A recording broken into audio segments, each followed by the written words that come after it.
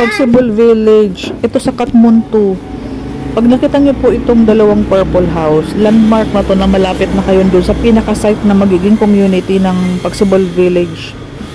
Ito sa Santa Maria, Bulacan, Katmunto ang pangalan. So ito na po siya agad, ito yung magiging main entrance ninyo. Bali may construction lang, gumagawa ng drainage sa gilid.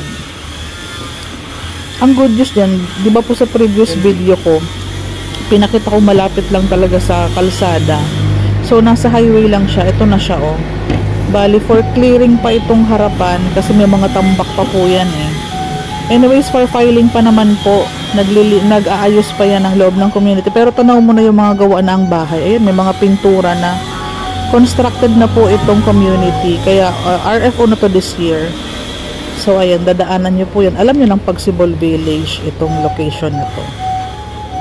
Sa mga interesado, hindi na ako massive sa pagpo-promote kasi kaunti na lang po ang units ni Pagsibol Village sa Bulacan, Katmunto. Pero nagre-receive pa sila mga locally employed lang po para mabilis ang pag-comply ng mga requirements, para mabilis po ang filing sa pag-ibig. Walang masyadong delays, kumbaga. Ito for filing na ito ngayong taon, inaantay lang namin ang pag-update sa amin kung kailan na po i-update. So habang may mga units pa isa-isa, nagre-receive pa naman po kami pa isa-isa. Hindi nga lang po madami gawa. Hindi namin matansya ang dami ng mga nag-file.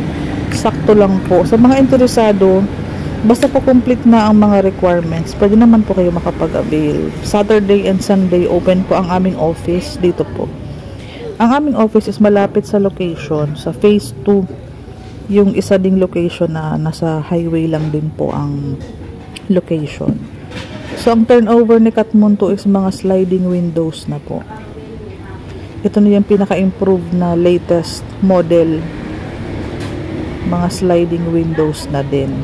Sa Naik, Cavite, may mga RFO din. Limited slots na lang din po. So mga complete documents and locally employed lang din po ang priority kasi mga locally employed kasi 10 days lang po. Pwede na makomplete lahat ng documents. Mas mabilis sila makapag-comply. So wala pong masyadong nagiging issue ng delays. Pag OFW po kasi is matagal talaga makomplete ang mga requirements. So sa mga interesado po, comment down below or mag-PM ka po sa FB ko. May messenger po ako dyan, WhatsApp, Viber, nasa description box.